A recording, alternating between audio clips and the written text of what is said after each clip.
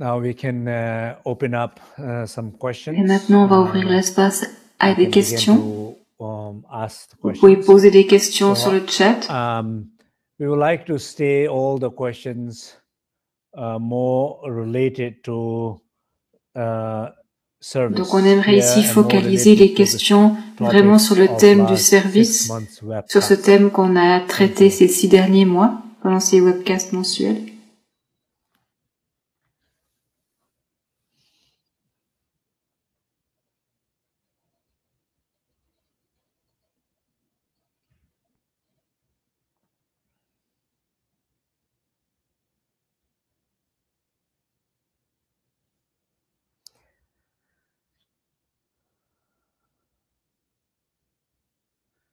So as you're asking, preparing a question, people, maybe I'll just say a few words. Pendant que les gens préparent et posent leurs questions, j'ai quelques mots à dire.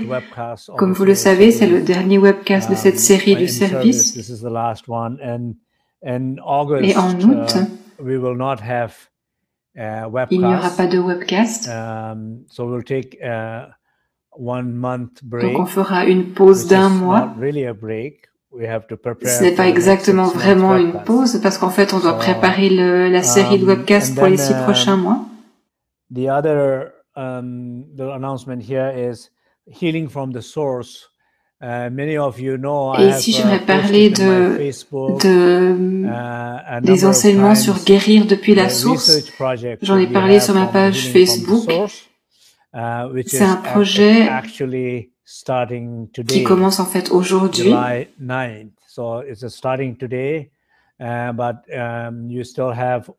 vous avez toujours la possibilité de vous inscrire. C'est un programme qui est gratuit. La seule chose, c'est qu'on demande à tous ceux qui participent de nous aider à rassembler des informations et des données.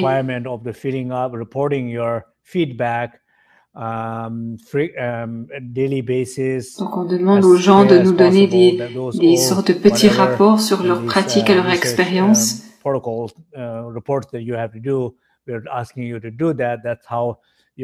Et c'est comme ça que vous pouvez nous aider à analyser ces données et à nourrir ce projet.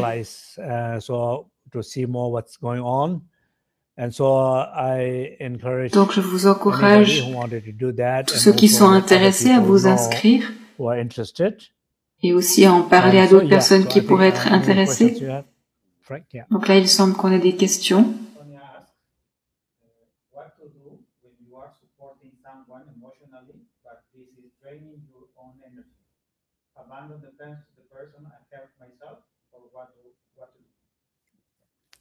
La question, c'est quand on essaye d'aider quelqu'un et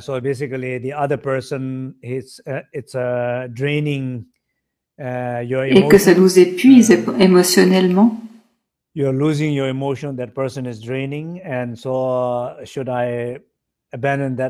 qu'il faudrait laisser tomber ou bien qu'est-ce qu'il faudrait faire dans ce genre de cas? Donc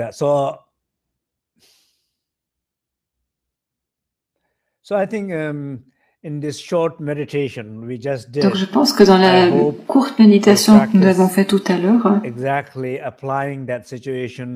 c'est une pratique qu'on peut appliquer à cette situation. Donc vous pouvez faire ce genre de méditation pour ces situations-là.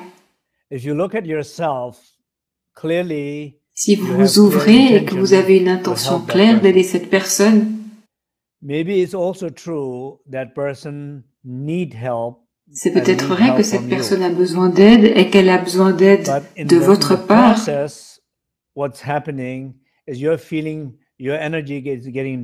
Mais ce qui se passe, c'est que si vous avez l'impression que vous perdez votre énergie,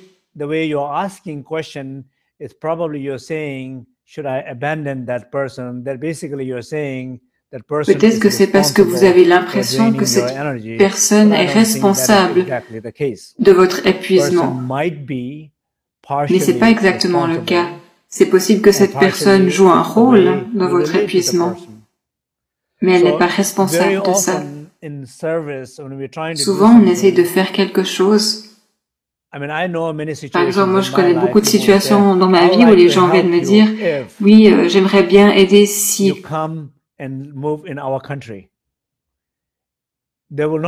C'est comme s'ils disaient, oui, j'aimerais aider si vous venez habiter à côté de chez moi. Dans ce cas-là, je vous aiderai. Donc, en fait, c'est une aide qui est très conditionnée. C'est une aide qui est remplie d'attentes. C'est une aide qui, en fait, qui surgit de l'ego. Et c'est ce genre de choses qu'on fait. Et en fait, ça vient du fait qu'on ne ressent pas assez d'espace. On n'a pas assez d'espace pour lâcher notre ego ou notre sentiment de soi. Et du coup, on est égoïste. Au lieu d'être désintéressé, on est complètement intéressé. Et l'idée dans le service, c'est qu'il ne s'agit pas de vous. Par exemple, cet exemple que j'ai donné au début de cette étudiante qui essayait de contrôler en fait sa mère en voulant l'aider, au moment où elle s'est rendue compte qu'elle faisait ça, elle a lâché. Et à ce moment-là, c'était sûrement beaucoup moins épuisant aussi pour elle. L'épuisement vient du fait que vous essayez de contrôler. Et cet épuisement vient aussi du fait de ces efforts qu'on fait quand on voit qu'on n'arrive pas à contrôler et on essaye encore plus de contrôler. Et du coup, on est épuisé. En fait, c'est beaucoup plus simple. Quelle que soit l'aide qui est nécessaire dans cette situation, faites-le simplement, sans essayer trop.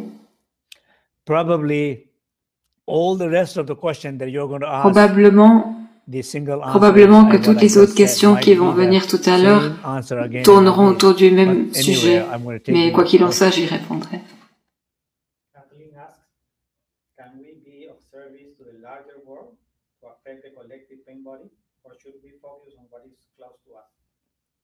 La question suivante est une bonne question.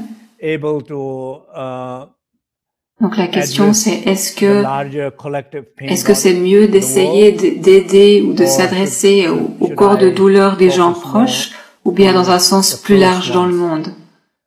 Well, I think it's not one or the other. I think it's more like who you are, where you are in that particular situation in your life. Et la réponse est essayez de faire de votre mieux là où vous êtes. Si vous avez la possibilité d'influencer votre environnement, c'est bien. Et ça dépend vraiment de vous, de qui vous êtes, de votre position dans votre vie et de votre capacité. Donc il ne faut pas se limiter. Si vous êtes en position d'influencer un groupe plus large, faites-le. Si vous pouvez encourager des personnes à aider de manière plus large, faites-le. Je vous encourage. And when you face challenges, when you face kind of becoming a little bit like a et si vous rencontrez des difficultés, ne vous découragez pas, mais simplement focalisez sur ce que vous pouvez faire. Et c'est toujours bien d'essayer de trouver des moyens d'aider les autres. C'est le but de notre vie. Et c'est ce qui fait que notre vie est riche et qu'elle a du sens. Ça la rend plus complète.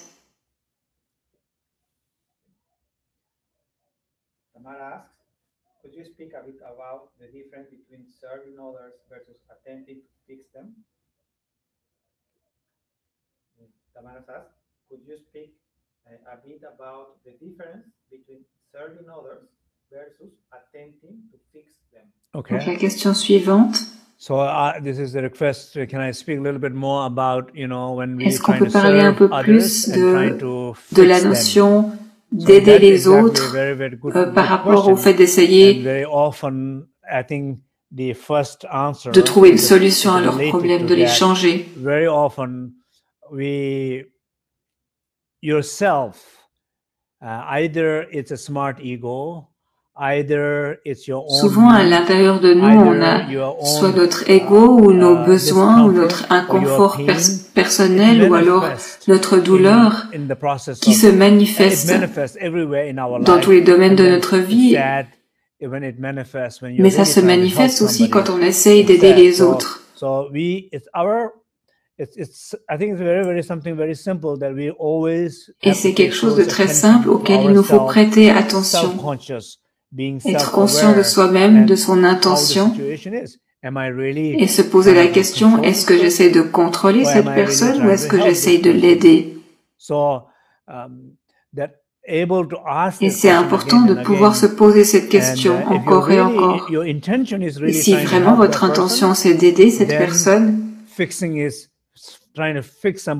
essayer de la contrôler ou de la changer, ce n'est pas la manière d'aider.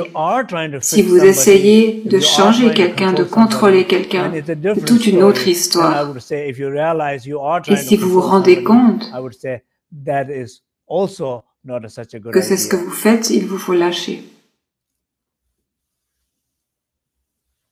James asks, can you please speak more about identifying with one's ego in a helping situation? One ego? With one's ego in a helping situation? Yeah. Does it mean like, does ego has any role of helping other people? Yes. Yeah. So the question, I think the question Donc la prochaine question is, when one trying to help somebody, does ego has some role? Est-ce qu'en essayant d'aider les autres, l'ego joue un rôle? Un jour, quelqu'un m'a raconté une histoire qui m'a fait réfléchir. Cette personne a dit, quand je sors dans la rue et que j'essaye d'aider, par exemple en donnant une pomme à des sans-abri, je me sens mal. Et j'ai demandé pourquoi est-ce que tu te sens mal et la personne a dit j'ai l'impression que ça fait gonfler mon ego parce que je me dis voilà moi j'ai cette pomme, je suis la personne qui donne, je donne à cette pauvre personne et en prenant conscience de son ego cette personne s'est sentie mal. Et effectivement, on voit qu'il y a de l'ego, qu'il y avait de l'ego dans cette situation. Et au fond, on dit que l'ego, ce n'est pas quelque chose à cultiver, mais il faut accepter que l'ego fait partie de notre vie quotidienne.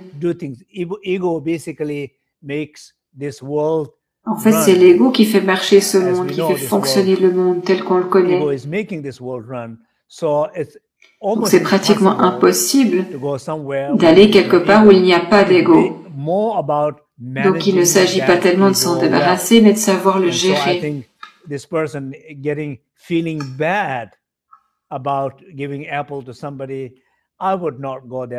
en reprenant cet exemple, cette personne qui se sentait mal d'avoir donné cette pomme, j'irai pas aussi loin. Par contre, c'est utile de se rendre compte que l'ego est là et de le lâcher. Parce que même la conscience qui se rend compte et qui se sent mal, c'est aussi l'ego. Donc c'est difficile de vraiment se séparer de l'ego. On peut dire que l'ego, il a un sens, un sentiment de lui-même. Et il joue un rôle dans notre vie, il fonctionne. Il faut juste que ce rôle et cette fonction soient équilibrés pour qu'on puisse être plus serviable et plus fonctionnel et plus efficace dans la société. Donc oui, on peut dire que l'ego joue un rôle, qu'il a un rôle. I live my ordinary life and try to practice brain yoga, but I haven't a guru in my life to lead me. What should I do? I have what? But I haven't a guru in my life to lead me. Rule. Yeah, guru. A guru. Guru. What should I do? La question suivante. So the question is. J'essaie de pratiquer le yoga du rêve et je n'ai pas de maître. And so, qu'est-ce qu'il faut que je fasse? Okay. Well, dream yoga practice is usually, of course, dream and sleep is the practice that really you do. Donc cette pratique du yoga du rêve et du sommeil, c'est une pratique à faire par vous-même. You have to kind of dream is very much where you're entering in. Donc c'est quelque chose que vous faites en entrant profondément en vous, dans votre conscience. C'est là que vous voyez votre monde intérieur, vos histoires intérieures.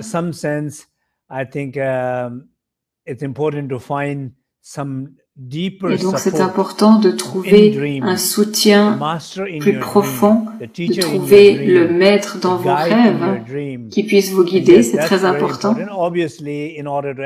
Et évidemment, pour pouvoir avoir ça, c'est utile d'avoir un maître extérieur.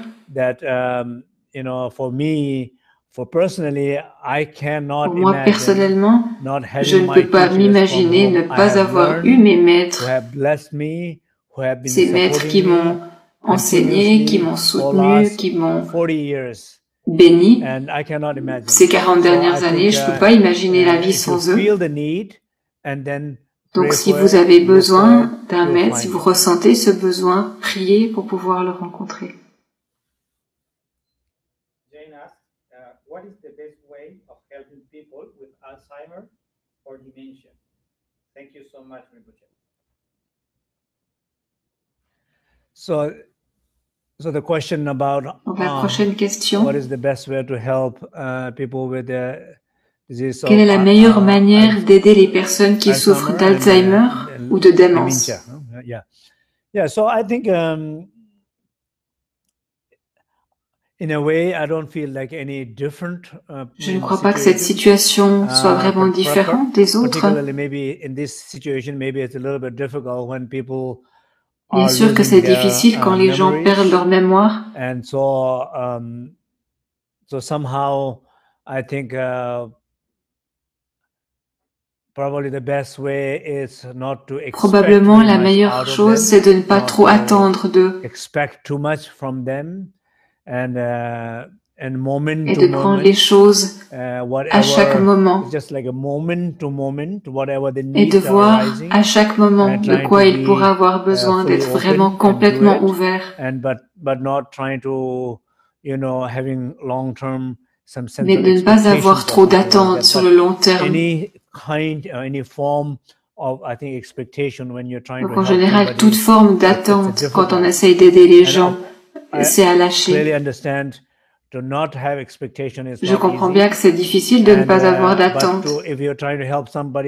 Mais si vous essayez d'aider les autres avec une sorte de stratégie ou une sorte de planification, bien sûr, c'est difficile de ne pas avoir de plan du tout dans notre vie. Par exemple, ici, on planifie les webcasts. Mais faites bien attention que votre planification contient cette ouverture et cette acceptation du changement. Ça doit être OK que ça ne marche pas. Et de cette manière, je pense qu'on peut aider plus.